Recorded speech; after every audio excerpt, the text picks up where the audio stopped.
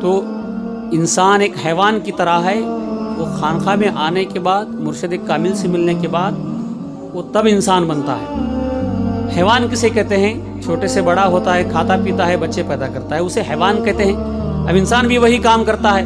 اب انسان کس لیے کہا گیا ہے؟ اس کے اندر عقل ہے, سمجھ ہے, مگر شیطان اور نفس دو دشمن ہیں, وہ انسان بن نہیں پاتا. تو انسان بنانے کے لیے اسے اللہ نے اپنے نیک بندوں کو دنیا میں بھیجا. تم ان کے قریب ہو جاؤ, انسان بن جاؤ گے.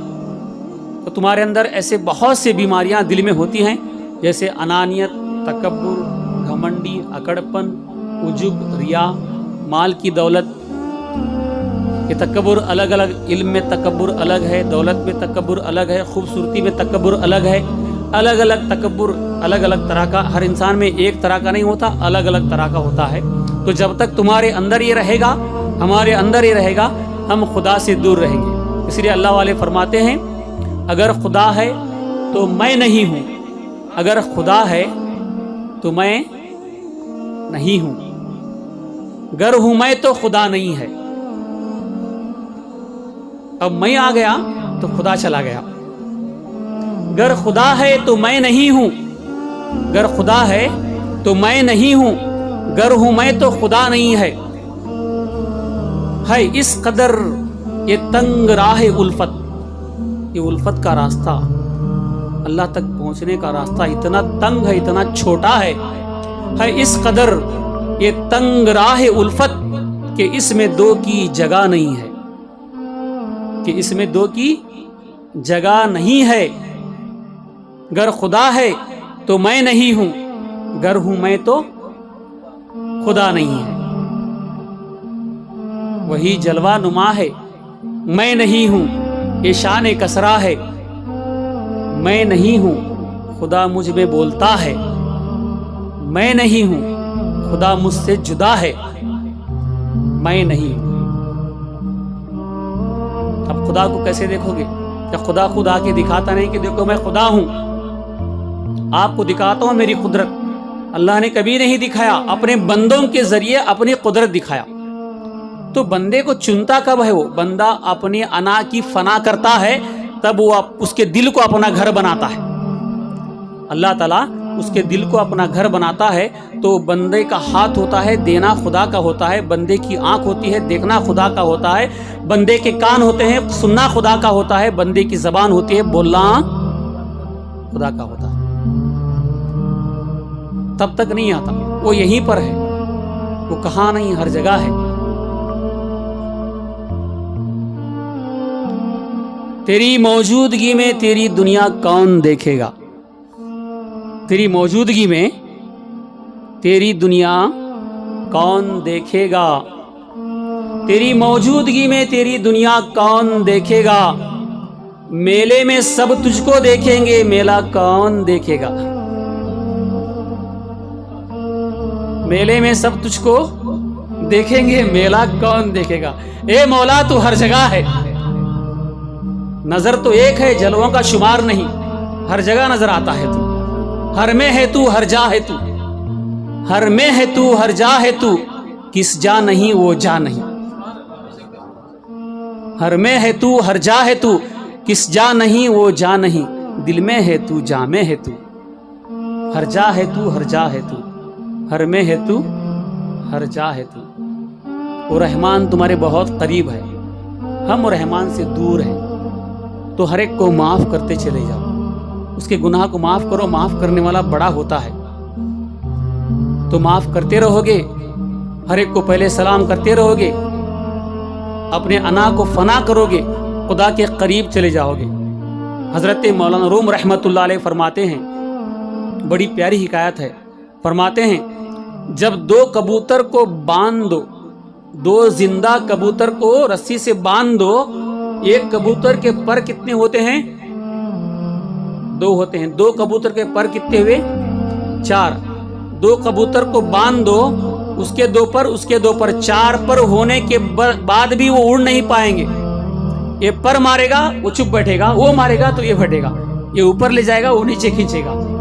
اڑیں گے, اوپر نہیں پہنچ پائیں گے.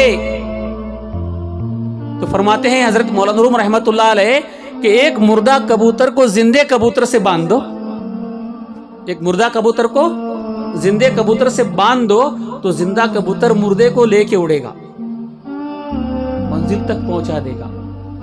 یہ حکایت بتا کے فرماتے ہیں اے اللہ تعالیٰ فرماتا ہے اے بندے تیری ذات کو فنا ہے، میری ذات کو فنا نہیں، تو میرے لیے اپنے آپ کو فنا کر دے، تجھے اتنے اوپر اٹھاؤں گا کہ دنیا والے دیکھتے رہ جائیں گے، تیرا رتبہ بلند ہو جائے گا، تو آسمان کا ستارہ بن جائے گا، قیامت تک تیرا نام روشن رہے گا۔ تو یہ اللہ والے حضرت عمر فاروق، حضرت صدیق اکبر، حضرت عثمان غنی، حضرت علی، حضرت بلال حبشی رضی اللہ تعالی عنہم اور دیگر صحابہ اکرام، سرکار غوث اعظم خواجہ غریب نواز، خواجہ بندہ نواز، حضرت جنید بغدادی، حضرت حبیب اجمی، حضرت بشر حافی رضی اللہ تعالی عنہم، بڑے بڑے اولیاء اللہ یہ کیسے بنے؟ وہ انا کو فنا کیے، مردے بن گئے۔ اسی لیے سرکار غوث پاک فرماتے ہیں تو خدا کے سامنے ایسا بن جا جس طرح مردہ غسال کے سامنے بنتا ہے، غسل دینے والا ادھر پلٹے یا ادھر پلٹے۔ تو یہ تربیت تمہاری ہو گئی تو انشاءاللہ تم وہاں تک پہنچو گے۔ اس لیے اپنی انا کو فنا کرنے کی کوشش کریں، آئیں ہفتہ ہفتہ اور آپ کو یہ سب باتیں ملتی رہیں گی اور حقیقت سے آپ آشنا ہو جائیں گے، تو دنیا میں آنے کا مقصد پتہ چلے گا۔ ایک ہفتہ گزشتہ ہفتہ تو بارش بہت تھا، میں بھی آیا نہیں، اس ہفتے میں نے بتایا تھا تمہاری پہچان تمہیں کرائی تھی، تمہارے نام ہیں، تمہارے نام جو ہیں وہ تمہارے نہیں ہیں، تم اندر ہو، یہ اوپر نفس ہے، یہ پنجرہ ہے، پرندہ اندر ہے، وہ پرندے کا نام ہے، پنجرے کا نہیں۔ طوطا ہے تو کیا کہیں گے؟ پنجرے میں طوطا ہے، اب پنجرہ اندر ہے طوطا، بعد میں چڑیا ہے، کوئل ہے، الگ الگ نام ہے کہ نہیں؟ اس طرح تمہارے نام ہیں، کوئی محمد ابراہیم ہے، کوئی عبداللہ ہے، الگ الگ نام کے ہیں، مگر پنجرہ ایک، سب ڈھانچے ایک۔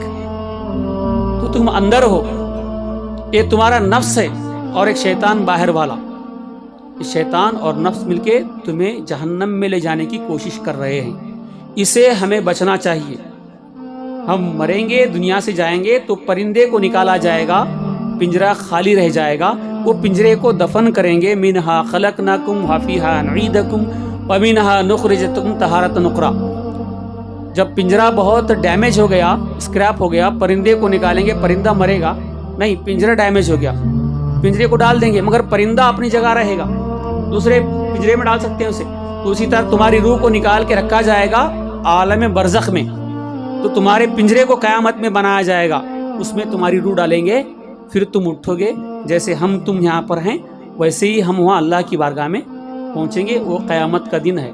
مگر چند دن کے لیے دنیا سے جانے کے بعد ہماری جسم قبر میں رہے گا، ہماری روح عالم برزخ میں رہے گی، ہم زندہ رہیں گے، مریں گے نہیں۔ کبھی کبھی آپ اپنے آپ کو اندھیری کھوٹری میں بیٹھ کر آنکھیں بند کرو، کانوں میں کپاس ڈال کے، روئی ڈال کے بیٹھ جاؤ، آنکھوں کو کانوں کو بند کر کے پوری طرح اپنے آپ کو نفی کرو، پورے خیالات کو دماغ سے نکالو، تو تم خود سمجھو گے کہ میں ہوں، اندر تم ہو۔